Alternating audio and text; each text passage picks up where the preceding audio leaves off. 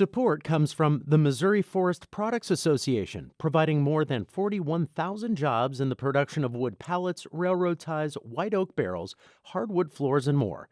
Details at choosewood.com. The 27th Annual St. Louis International Film Festival got underway last night and will be going full throttle for the next 10 days. Lots of choices as usual in films of all lengths and genres. Joining me in studio to talk about the festival is Chris Clark, Artistic Director of Cinema St. Louis, which organized the festival.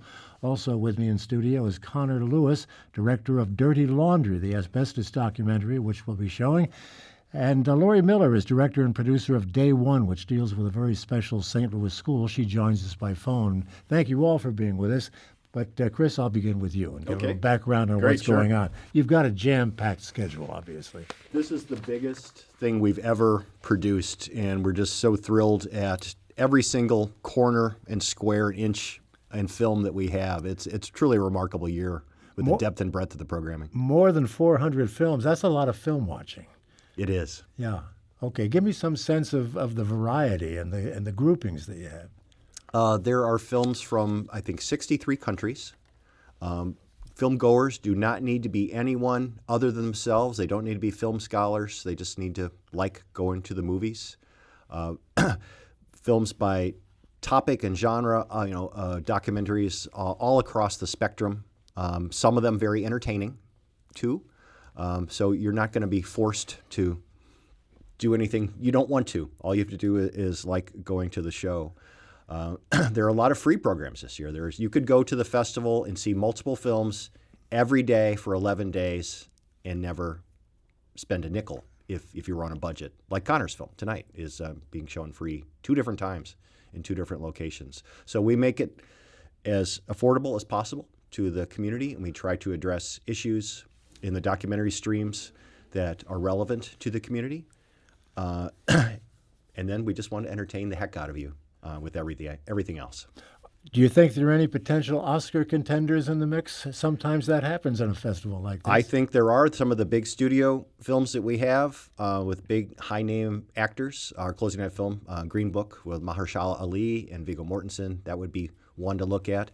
Of the international films, though, which I helped put together, we have 12 films from various foreign countries that are that country's Oscar submission for the show next winter.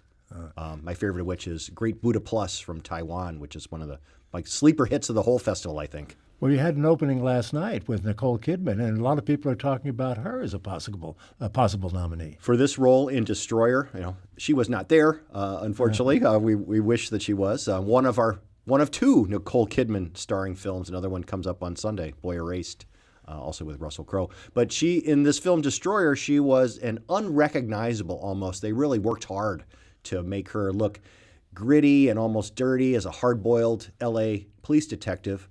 But the great significance of this film, it was directed by St. Louis native Karen Kusama, who spent her teenage years running up and down the streets of the Loop, worked for Joe Edwards for one summer at Blueberry Hill, had a nice conversation with him last night about that.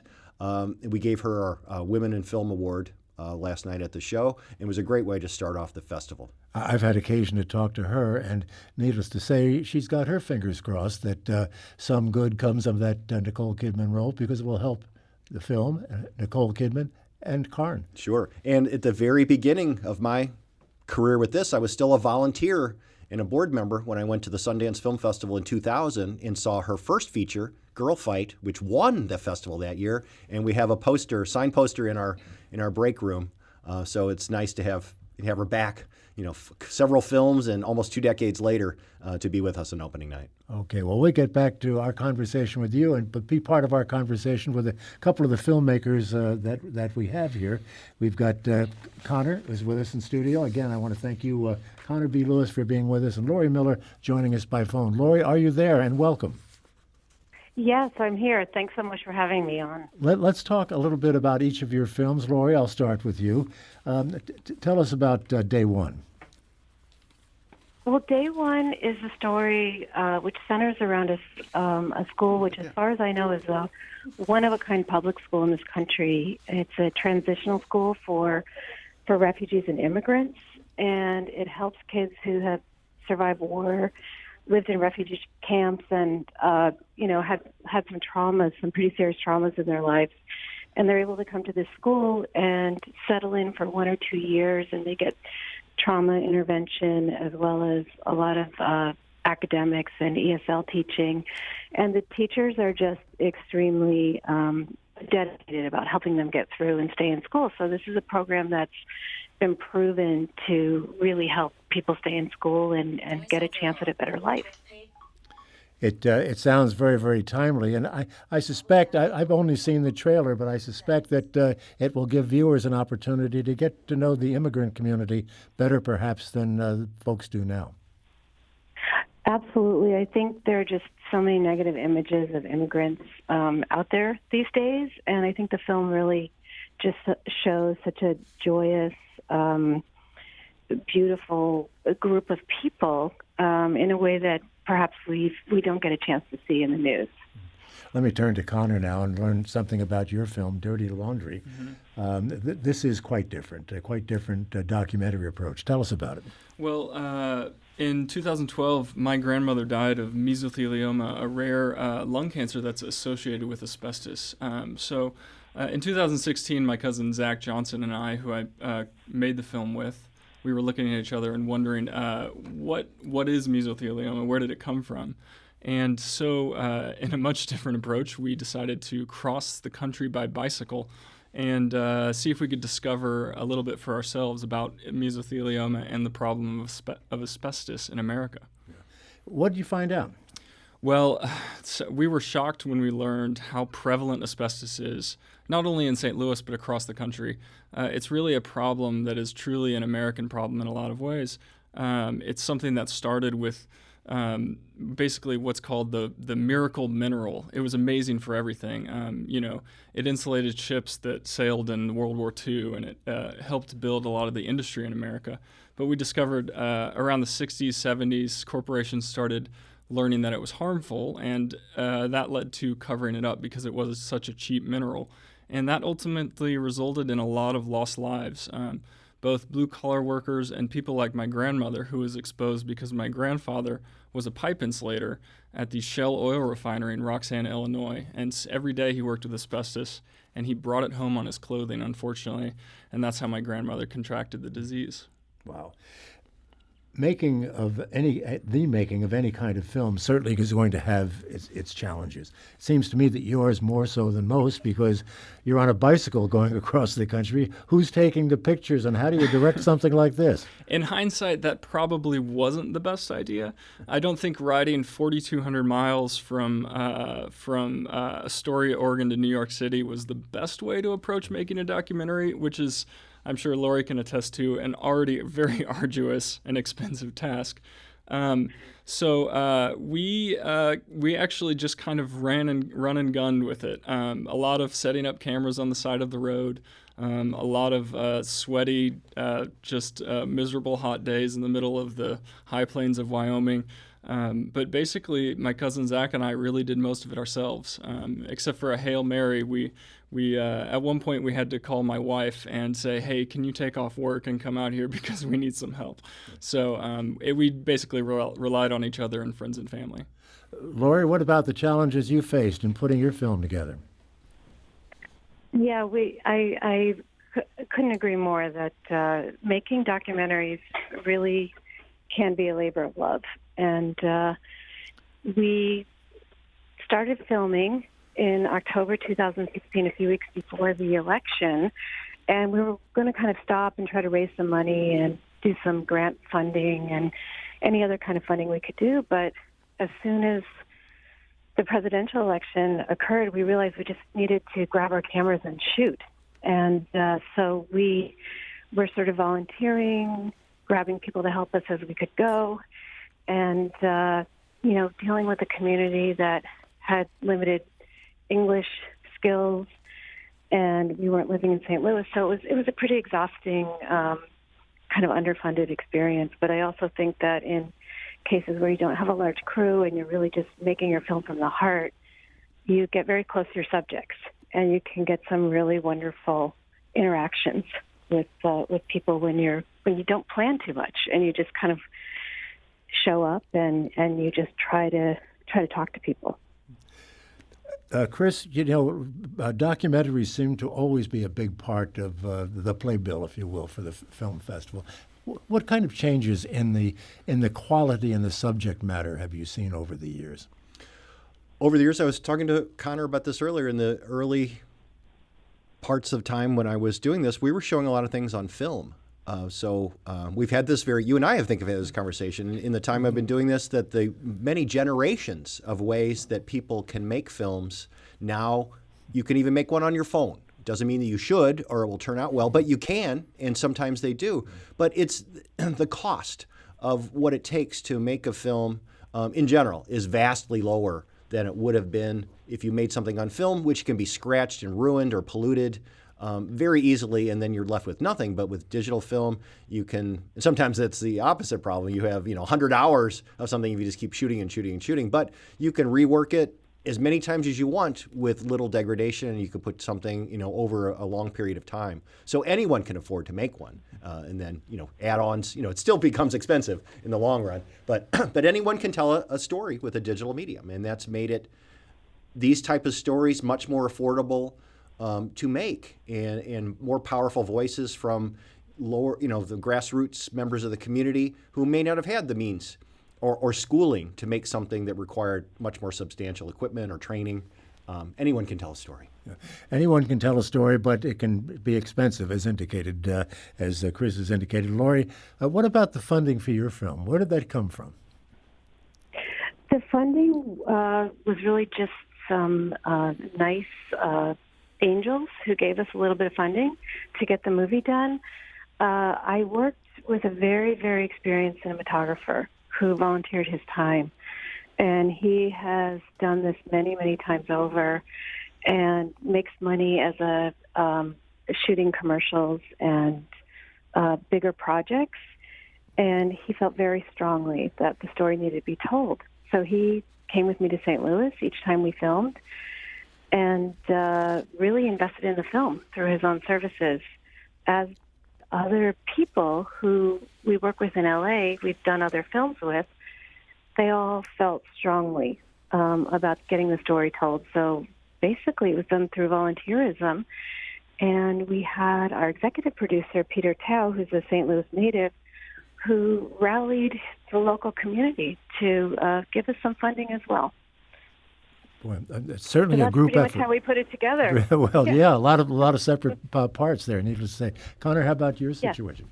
Well, ours was truly a family project. The first people we approached were family members, being That's my cousin always and the way I. it seems. Yeah. It is, and we're really a testament to what Chris was talking about, the digital revolution. We were able to quite literally strap cameras to our bicycles and use things that were cheaper than what, for example, an actual cinematographer would do. But yeah, we also approached certain advocacy groups and some family companies that we have relationships with. And so we were able to scrape together enough for some reasonable camera equipment, stuff that you can get a lot at Best Buy or a camera store. And it's everything that we used was, I would not say the highest of professional things, but I'm sitting here with you, talking with you, and I'm in the St. Louis International Film Festival, so it's certainly possible to put these things together. Where there's a will, there's a way, obviously. Certainly. I've got to take a break. Let's do this now. We'll come back and continue our conversation on this year's, the 27th Annual St. Louis International Film Festival. Back in just a moment. This is St. Louis on the Air on St. Louis Public Radio, 90.7 KWMU. Thank you for listening to this St. Louis on the Air podcast supported by University College at Washington University, with undergraduate and graduate programs part-time, evening, and online. University College at Washington University, offering world-class education within reach.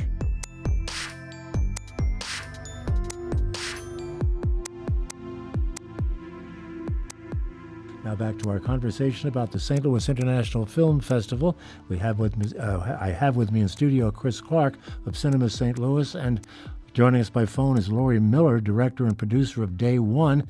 It deals with a very special public school that we've been talking about. And Connor B. Lewis is the director of Dirty Laundry, the asbestos documentary.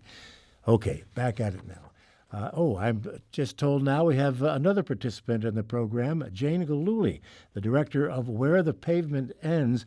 It deals with race relations, is joining us by phone too. Jane, nice to have you with us.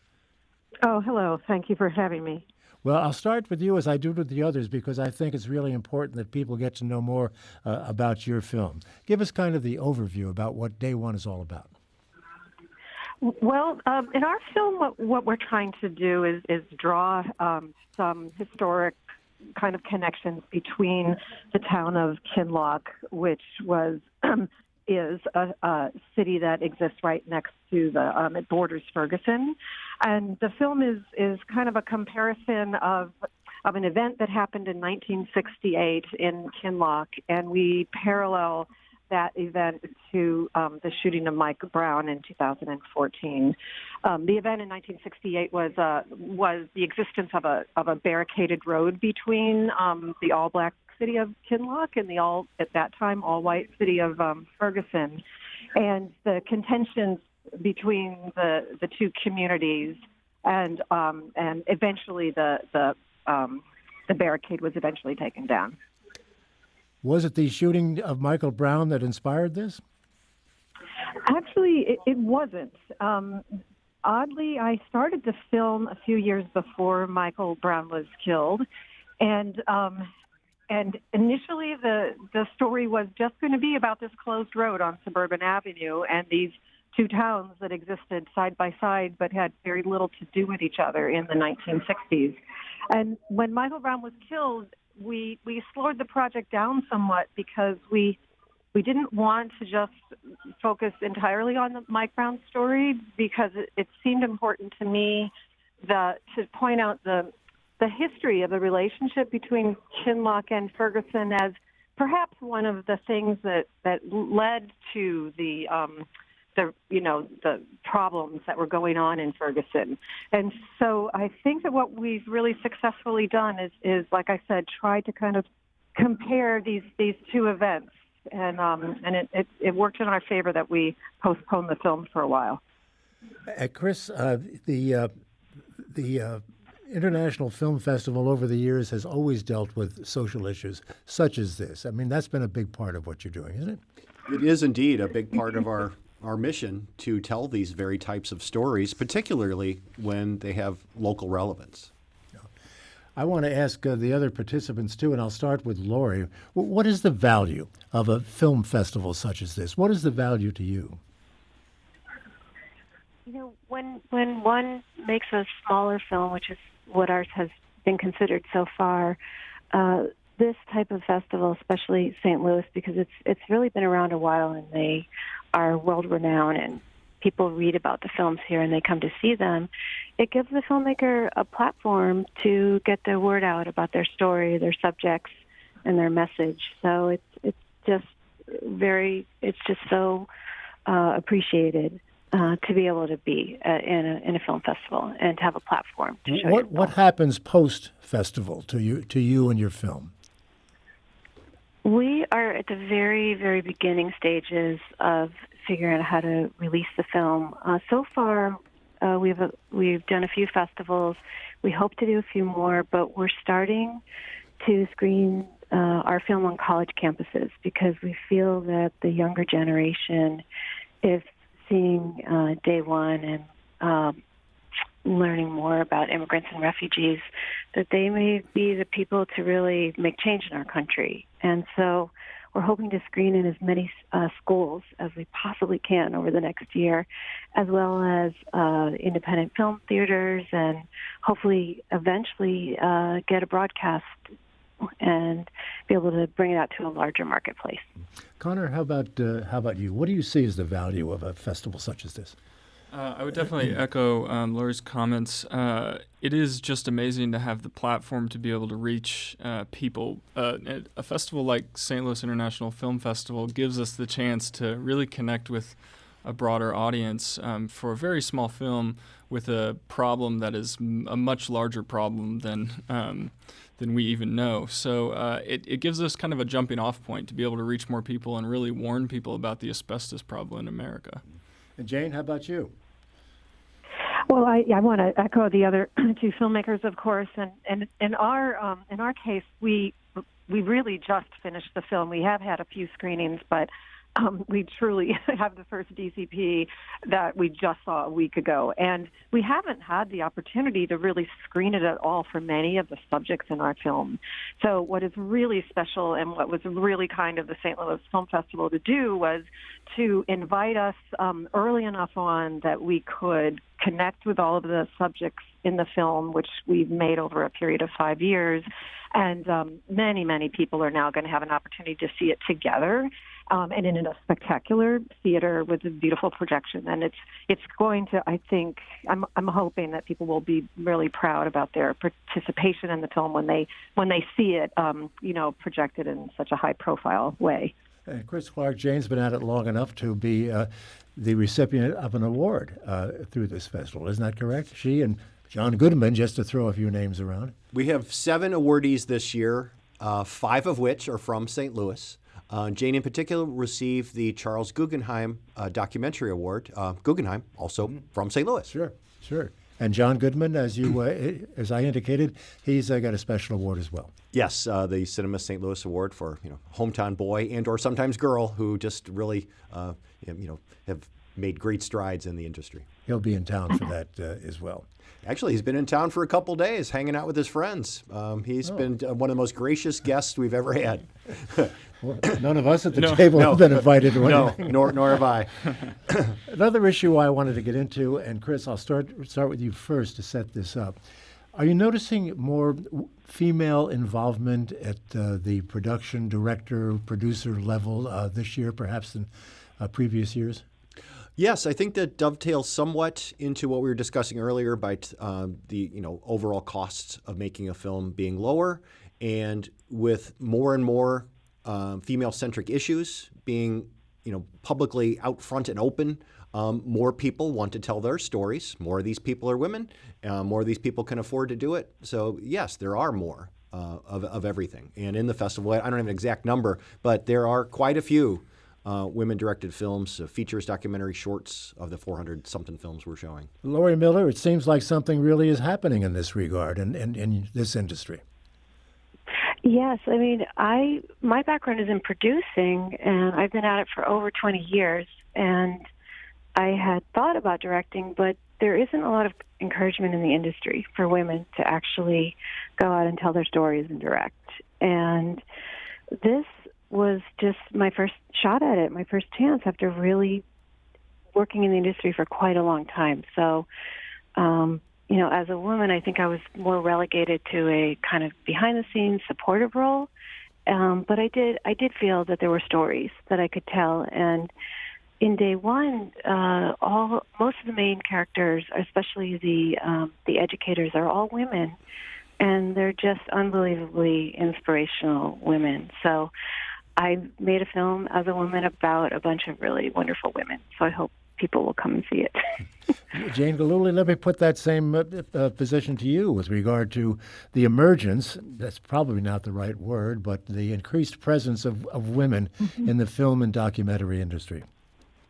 Well, I'd actually attribute it more to that programmers are finally recognizing the work that women have been doing all along, because I, for a very, very long time, have also been involved in a film collective called New Day Films, and it was started by women in the early 70s. And, it was, for the longest time, there was just all female productions and very high quality female productions. And so I think it's wonderful that women are being sort of just recognized and programmed now, and I think that's the biggest shift. Connor, have you given any thought to this part of the business, the fact that women are playing a larger role? I have quite often, actually, in lots of talks with my wife about filmmaking and the way forward. I'm excited to see what's happening in the future, and I actually just had a daughter about 9 weeks ago, so that starts to change your whole perspective about women and women's issues in America. Thinking about her growing up and the abilities that I've had creatively, it certainly it's really cool to see just how someone like myself can take a small camera and make a film. And it's really exciting to see how just about anybody, especially I think how many great high schoolers are out there, even in the St. Louis area, just waiting to get their chance to make something. It's really interesting to think what the world is going to be like when your daughter grows up to be a young filmmaker. At this point, I can't even imagine. It'll happen quickly. Oh, I'm sure. Mark my words. Chris, let's come back in the time we have left, which is not much. What thoughts do you want to leave us with, or do your commercial for the film festival? 10 days to go. 10 days to go, yes. There is literally something for everyone. I want people to go see something they want to see, and then maybe if they have the time and wherewithal to challenge themselves and see something that they wouldn't normally see. That's what festivals are for, to see films, narratives, and documentaries of things that you wouldn't normally see at the multiplex or on Amazon or on Netflix or something. These are things that you have a rare chance to see in a community setting. Enjoy yourselves. Where can folks go to find out what's playing and where? The printed programs are out in the world, this week's Riverfront Times and at all the screening venues like the Tivoli and Plaza Frontenac. But everything in entirety, days and days worth of scrolling and reading on cinemastlouis.org, our website. Okay. We'll put a link to that on our website Great, as well. thank you. And I don't have time for a full-scale response to this, but do you have another project in mind, Connor? Is something coming up? There's always things in the works, Don. Lori, how about you? Something in the works? I'm thinking of some ideas, but I want to do some research on foster children in Los Angeles. And Jane, in 5 seconds, you have a project in? Okay, I think, probably some sort of expanded cinema idea using some of the material from Where the Pavement Ends. All righty. Well, thank you all so much for being with Lori Miller, Connor Lewis, Chris Clark, and Jane Galuli. Best of luck to all of you. Thank Don, you. thank you. Thank you. Thank you so much. This is St. Louis on the Air on St. Louis Public Radio, 90.7 KWMU.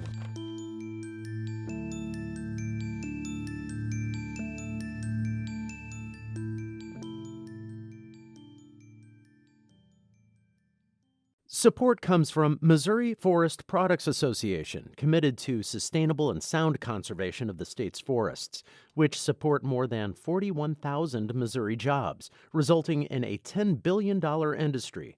ChooseWood.com.